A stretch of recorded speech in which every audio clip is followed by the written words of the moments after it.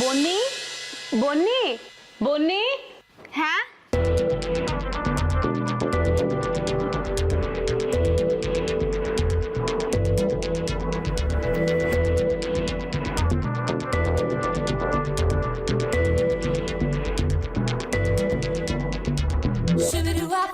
Yes, you are the best. আরে তুই এখানে? আর আমি তোকে সে কখন থেকে খুঁজছি। আমি রেডি হচ্ছি মা। হ্যাঁ তো এই দেখি দেখি দেখি এদিকে। হ্যাঁ হ্যাঁ এই তো, এই কুর্তিটাই তো ভালো লাগছে না আমি? বন্নি, এই কুর্তিটা অহনার বাবা ওকে অনেক শখ করে কিনে দিয়েছে।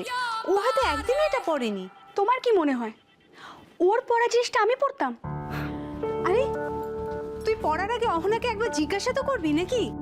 জিজ্ঞেস করার কি আছে, মানে ও তো নিজেই বলে যা ওর সবই আমার।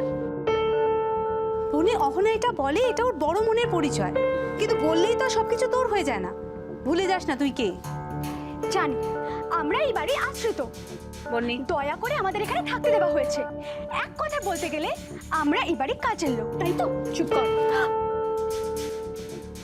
তোর এই কথাগুলো যদি এই বাড়ির মানুষজন শোনে তাহলে শুনুক, শুনুক মা। একদিন আমাদের আশ্রয় দিয়েছিল, আমাদের হেল্প করেছিল, তার মানে কি তোমাকে দিয়ে সারা জীবন 5 মাস কাটাবে? বন্নি, যাদের সম্পর্কে তুই এই সমস্ত কথাগুলো বলছিস তারা কিন্তু কোনোদিনও তোর সাথে অহনাকে আলাদা করে দেখেনি। তুই ভুলে যাস না বন্নি, তুই এদের কাছ থেকে কি কি পেয়েছিস।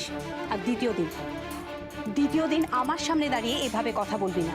তোর মুখ থেকে এগুলো শুনতে কিন্তু আমার মোটেই ভালো লাগে না। সত্যি কথা শুনতে তো ভালো লাগার কথাও নয়। আর তুই যেভাবে চলছিস সেভাবে তোর চলার কথা নয়। যথেষ্ট বড় হয়েছিস, বোধ বুদ্ধি হয়েছে, নিজেকে পাল্টা। এবার বাড়ি থেকে চলে যাবো আমি। হ্যাঁ তাই যা, সেটাই বলতে এসেছিলাম। অহনা সেই 7 সকালে গেছে বটতলা মন্দিরে পুজো দিতে, যা ওকে গিয়ে নিয়ে আয়। কেন ওকে আনতে হবে কেন? ও কি কইছি খুকি নাকি?